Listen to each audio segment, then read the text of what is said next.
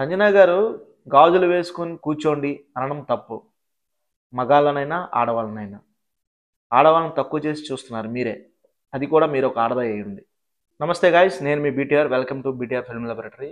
Big Boss season 9 episode 13 updates ఏంటనేది చూద్దాం ఇప్పుడు. అసలు గ్రూప్ గేమ్ ఆడిందే ఇమానియల్. రీతుని అంటాడేంటి నువ్వు వాళ్ళ వైపు సపోర్ట్ చేసావని చెప్పి. మరి నువ్వు భరణి గారి వైపు సపోర్ట్ చేయలేదా? డీమాని నువ్వు కార్నర్ చేయలేదా? తప్పు కాదు అది ఇమాన్యుయల్. డీమాన్ గెలిచాడనే ఆనందం రీతు కళ్ళల్లో చాలా క్లియర్గా కనిపిస్తుంది. అది ఒక విధంగా మంచిదే. చాలా బ్యూటిఫుల్ ఎమోషన్ లాగా అనిపించింది.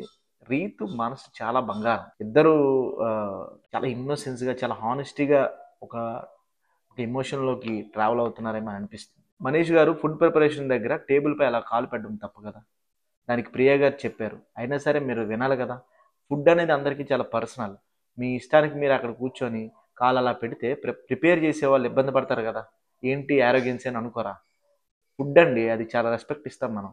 ఇప్పుడు టాయ్ బాస్కెట్ టాస్క్ వస్తే కనుక ఫ్లోరా గారు ఎక్స్ట్రాడినరీగా ఆడారండి. చాలా గట్టిగా డిఫెండ్ చేశారు. ఫస్ట్ ఆవిడని టార్గెట్ చేశారు, ఆవిడని బయటకు పంపించాలని. అది ఆవిడ తట్టుకొని చాలా గట్టిగా నిలబడ్డారు. సంజన గారితో చాలా గట్టిగా ఫైట్ చేశారు ఆవిడ.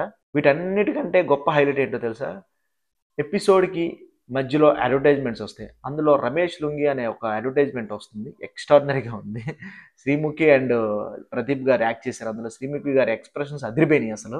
ఈ ఎపిసోడ్లో నన్ను బాగా ఎంటర్టైన్ చేసింది ఏంటంటే రమేష్ లుంగి అడ్వర్టైజ్మెంట్. రీతు కూడా టాయ్ బాస్కెట్ టాస్క్లో చాలా బాగా డిఫెండ్ చేసింది. తను కార్నర్ చేశారు, తనని టార్గెట్ చేశారు. ఎందుకంటే తను డీమాన్కి సపోర్ట్ చేసింది అన్న విషయంలో అందరూ, ఇమాన్యుయల్ కానీ, లేకపోతే సంజన గారు కానీ, లేకపోతే శ్రీజ కానీ, ఇదందరూ కూడా ఏంటంటే కార్నర్ చేసి పడేశారు రీతుని. ఏం తప్పు చేసింది తను?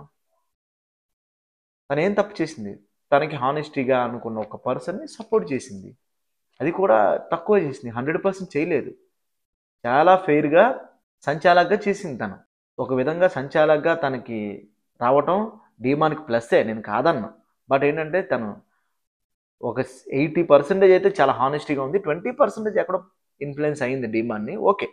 రూల్ బ్రేకర్ సంజన గారు రూల్స్ గురించి మాట్లాడుతుంటే చాలా ఫన్నీగా అనిపిస్తుంది ఎపిసోడ్ చూస్తూ ఉంటే. ఆవిడ ఇష్టానికి ఆవిడ ఏదేదో మాట్లాడేసి రూల్స్ బ్రేక్ చేసేసి మళ్ళీ కామ్ అయిపోతుంటారు ఆవిడలో గొప్ప విషయం అది. ఎదుటివాడికి అవకాశం ఇవ్వరు, ఎదుటివాడు చెప్పేది కూడా వినరు ఆవిడ. ప్రియా గారు మీ డెసిషన్స్ అన్ని చాలా రాంగ్గా అనిపిస్తున్నాయండి. దానివల్ల మిమ్మల్ని సంచాలకుగా తీసేసి శ్రీజ గారికి ఇవ్వాల్సి వచ్చింది. శ్రీజ గారు హై పిచ్ వాయిస్తో దుమ్ము లేపేశారు అసలు. ఈ ఎపిసోడ్లో మన రేలంగి మామయ్య ఇమాన్యుయల్ గారు చాలా వరస్ట్ పర్ఫార్మెన్స్ ఇచ్చారు. నీతులు చెప్తున్నాడు. బాబో, గేమ్ 2 రకాలుగా ఆడాలి, నిజాయితీగా ఆడాలి, సాటిస్ఫాక్షన్గా ఆడాలి. ఏంటో ఈ నీతులు. టాయ్ బాస్కెట్ టాస్క్లో అసలు ఎందుకు రాము కామ్గా ఉండాల్సిన అవసరం ఏంటి అక్కడ? నువ్వు రాము కామ్గా ఉండటం వలన అసలు తను గెలిచాడు. తానే ఆ బాస్కెట్లో విన్నర్ అయ్యాడు. Okay, we accept. కాకపోతే ఏంటంటే తను డిఫెండ్ చేసుకోవాలి కదా. అంటే ఇన్ని పాలిటిక్స్ మధ్యలో నేను గేమ్ ఆడలేకపోతున్నాను ఒక ఇన్నోసెన్స్తో తను అలా నిలబడిపోయాడు. ఎందుకంటే ఒకవైపు ఈ ఎవరైతే ఈ సెలబ్రిటీస్ ఉన్నారో కామనర్స్ బాగా టార్గెట్ చేసి వాళ్ళని డామినేట్ చేసేస్తున్నారు. అయితే ఇక్కడ రాము చేయకూడదు ఏంటంటే ఇప్పుడే కాదు, ఎప్పుడు కూడా గివప్ చేయకూడదు. గివప్ చేయటం వల్ల ఏమవుద్దంటే ఎదుటి వాళ్ళకి మనం వీక్గా అనిపిస్తాం. ఫైట్ చేయాలి చివరి వరకు. మహా అయితే ఏమవుద్ది, ఓడిపోతాం, ప్రాణం అయితే పోదు కదా. ఇంత కష్టపడి జీవితంలో ఇన్ని బాధలు అనుభవించి అక్కడ దాకా వెళ్ళావు. అక్కడ అలాంటి దగ్గర ప్రాణం పెట్టాలి. ప్రాణం పెట్టుండి ఇంకా చాలా బాగున్నాం. సంజన గారు గాజులు వేసుకొని కూర్చోండి అనడం తప్పు. మగాళ్ళనైనా, ఆడవాళ్ళనైనా. ఆడవాళ్ళని తక్కువ చేసి చూస్తున్నారు మీరే. అది కూడా మీరు ఒక ఆడదా అయ్యండి. టూ మచ్ పాలిటిక్స్ మధ్యలో రాము హౌస్ ఓనర్ అయ్యాడు. నిజంగా ఆ టీంకి, ఆ ఎవరైతే గ్రూప్ మెంబర్స్ ఉన్నారో వాళ్ళందరికీ ఇప్పుడు సపోర్టర్గా ఉంటాడని మనం అనుకుందాం, మనం ఆశిద్దాం. తనుజ గారు చూసారా, మీరు ఎంత ఫెయిర్గా ఆడినా, ఎంత హానెస్టీగా ఉన్నా అక్కడ జరిగే పాలిటిక్స్ మధ్యలో మీరు చాలా సఫర్ అవుతున్నారు. ఇవన్నీ అర్థం చేసుకొని మీరు ఆడాలి. మీరు ఇంకా స్ట్రాంగ్ అవ్వాలి. మీరు కూడా స్ట్రాటజీస్ ప్లే చేయాలి. మీరు కూడా నిలబడాలి, గట్టిగా ఆడాలి. మీరు ఇన్నోసెంట్గా ఏడిస్తే మాకు బాధ అనిపిస్తుంది.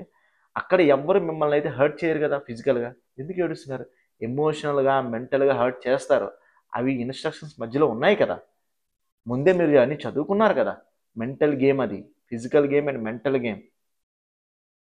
ఫిజికల్ గేమ్ అంటే మరీ హర్ట్ చేసుకునేది కాదు. కానీ మెంటల్‌గా చాలా హర్ట్ అవుతారు.